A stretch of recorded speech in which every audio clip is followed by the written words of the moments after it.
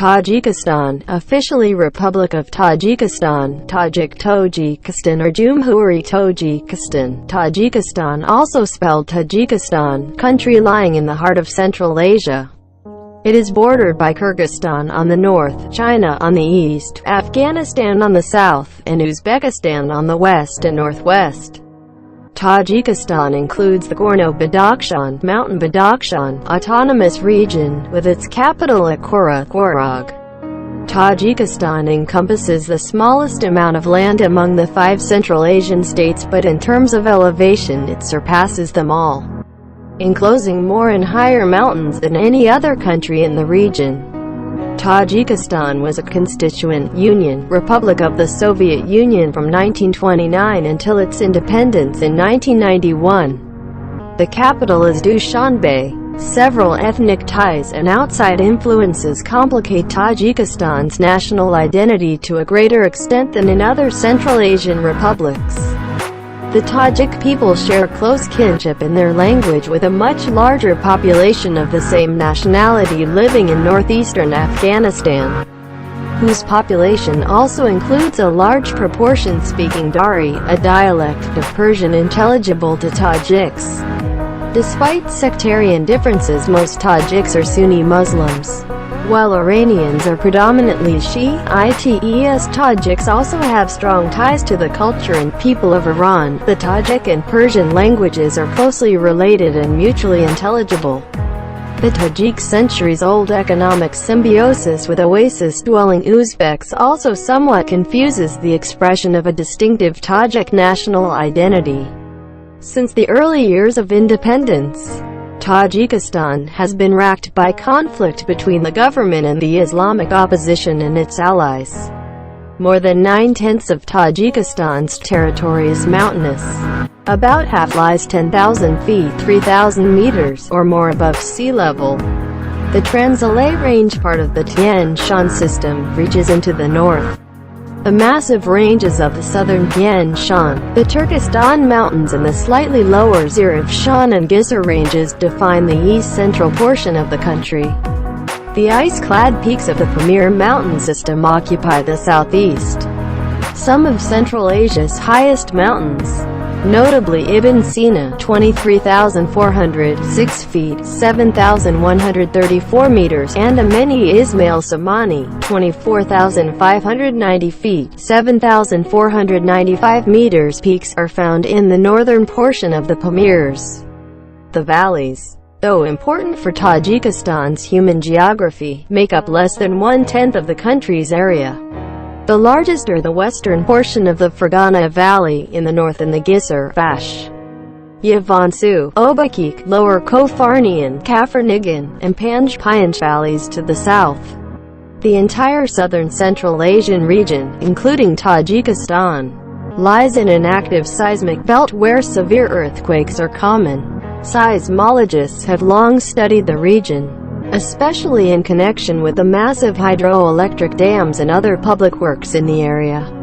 The dense river network that drains the republic includes 2 large swift rivers, the upper courses of the Sir Darya and the Amu Darya, together with their tributaries, notably the Vash and Kofarnian.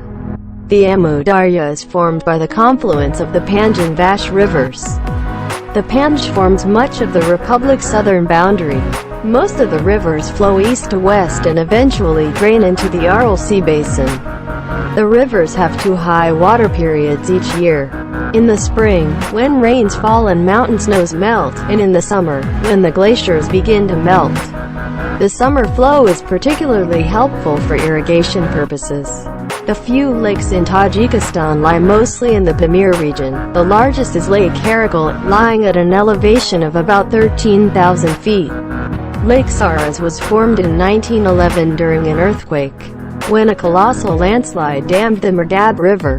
The Zirif Shan Range contains Iskanderkul, which, like most of the country's lakes, is of glacial origin. Tajikistan's soil is poor in humus but rich in mineral nutrients. Sand, shingle, scree, bare rock, and permanent snow and ice cover about 2/3 of the surface. The climate of Tajikistan is sharply continental and changes with altitude. In the warm temperate valley areas, summers are hot and dry.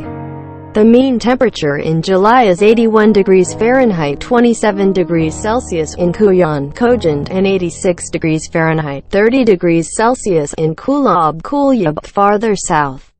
The corresponding January figures are 30 degrees Fahrenheit -1 degree Celsius and 36 degrees Fahrenheit 2 degrees Celsius, respectively. In very cold winters, temperatures of -4 degrees Fahrenheit -20 degrees Celsius and lower have been recorded.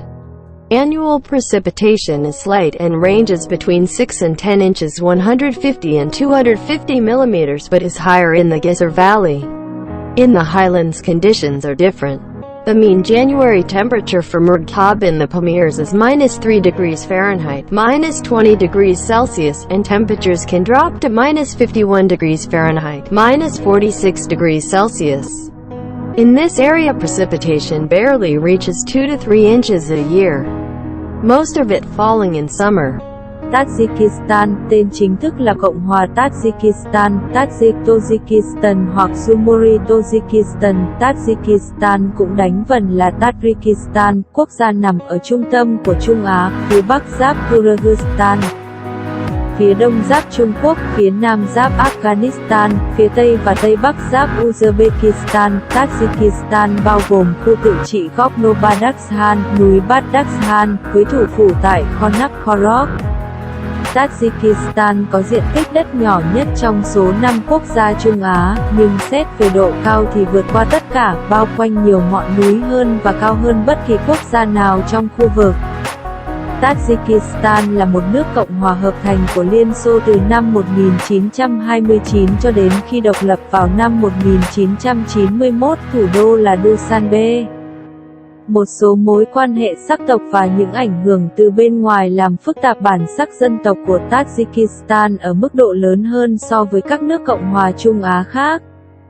Người Tajik có quan hệ họ hàng gần gũi và ngôn ngữ của họ với một nhóm dân số lớn hơn nhiều cùng quốc tịch sống ở Đông Bắc Afghanistan. Dân số của họ cũng bao gồm một tỷ lệ lớn nói tiếng Dari, một phương ngữ Ba Tư dễ hiểu đối với người Tajik. Bất chấp sự khác biệt về giáo phái, hầu hết người Tajik là người Hồi giáo dòng Sunni, trong khi người Iran chủ yếu là người Shiite.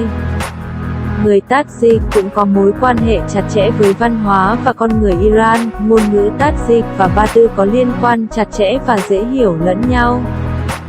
Sự cộng sinh kinh tế hàng thế kỷ của người Tajik với người Uzbek sống trên ốc đảo cũng phần nào làm nhầm lẫn việc thể hiện bản sắc dân tộc đặc biệt của Tajik kể từ những năm đầu độc lập. Tajikistan đã phải hứng chịu xung đột giữa chính phủ với phe đối lập Hồi giáo và các đồng minh của họ. Hơn 9/10 lãnh thổ của Tajikistan là đồi núi. Khoảng một nửa nằm trên mực nước biển từ 10.000 feet 3.000 mét trở lên. Dãy Chanalay, một phần của hệ thống Tiên San, vươn ra phía bắc. Các dãy núi phía nam Tiên San, dãy núi Turkestan và các dãy Zirafsan và Giza thấp hơn một chút xác định phần đông trăng của đất nước. Các đỉnh núi phủ băng của hệ thống núi Pamir chiếm phía đông nam, một số ngọn núi cao nhất Trung Á, đặc biệt là Ibn Sina, 23.406 feet 7.134 mét và Imeni Ismail Samani, 24.590 feet 7.495 mét. Được tìm thấy ở phần phía bắc của Pamir. Các thung lũng, mặc dù quan trọng đối với địa lý con người của Tajikistan, nhưng chỉ chiếm chưa đến 1/10 diện tích của đất nước. Phần lớn nhất là phần phía tây của thung lũng Fergana ở phía bắc và các thung lũng Giza, Vax, Yavansu, Obikiek, Lower Kofak Nihon, Kefanagan và Panpayans ở phía nam. Toàn bộ khu vực Nam Trung Á, bao gồm cả Tajikistan, nằm trong một vành đai địa chấn đang hoạt động, nơi thường xảy ra các trận động đất nghiêm trọng. Các nhà địa chấn học từ lâu đã nghiên cứu khu vực này, đặc biệt là liên quan đến các đập thủy điện lớn và các công trình công cộng khác trong khu vực.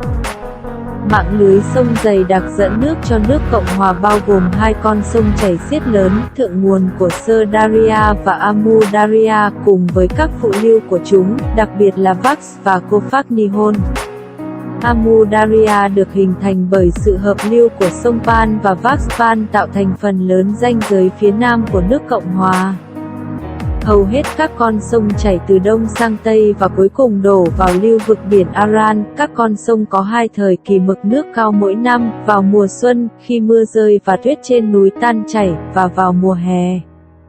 Khi các sông băng bắt đầu tan chảy, dòng chảy mùa hè đặc biệt hữu ích cho mục đích tưới tiêu. Một số ít hồ ở Tajikistan chủ yếu nằm trong vùng Pamir, lớn nhất là hồ Karakul.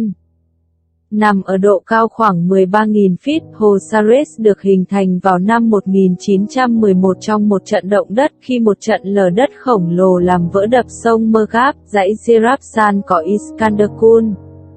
Giống như hầu hết các hồ của đất nước có nguồn gốc từ băng, đất của Tajikistan nghèo mùn nhưng giàu chất dinh dưỡng khoáng, cát, ván lợp, lưới chắn. Đá trống và băng tuyết vĩnh viễn bao phủ khoảng 2/3 bề mặt. Khí hậu của Tajikistan mang tính lục địa và thay đổi theo độ cao, ở các vùng thung lũng ôn đới ấm, mùa hè nóng và khô. Nhiệt độ trung bình vào tháng 7 là 81 độ F 27 độ C ở khu Giang Khâu Dần và 86 độ F 30 độ C ở Kulok Kuliap. Xa hơn về phía nam, các số liệu tháng 1 tương ứng là 30 độ F 1 độ C và 36 độ F 2 độ C. Tương ứng, trong mùa đông rất lạnh, nhiệt độ từ -4 độ F 20 độ C trở xuống đã được ghi nhận. Lượng mưa hàng năm là nhẹ và dao động trong khoảng từ 6 đến 10 inch, 150 và 250 mm, nhưng cao hơn ở thung lũng Gisa, ở các vùng cao nguyên thì khác. Nhiệt độ trung bình tháng riêng cho Mergab ở Pamir là -3 độ F 20 độ C, và nhiệt độ có thể giảm xuống -51 độ F 46 độ C. Ở khu vực này, lượng mưa chỉ đạt 2 đến 3 inch một năm. Hầu hết rơi vào mùa hè.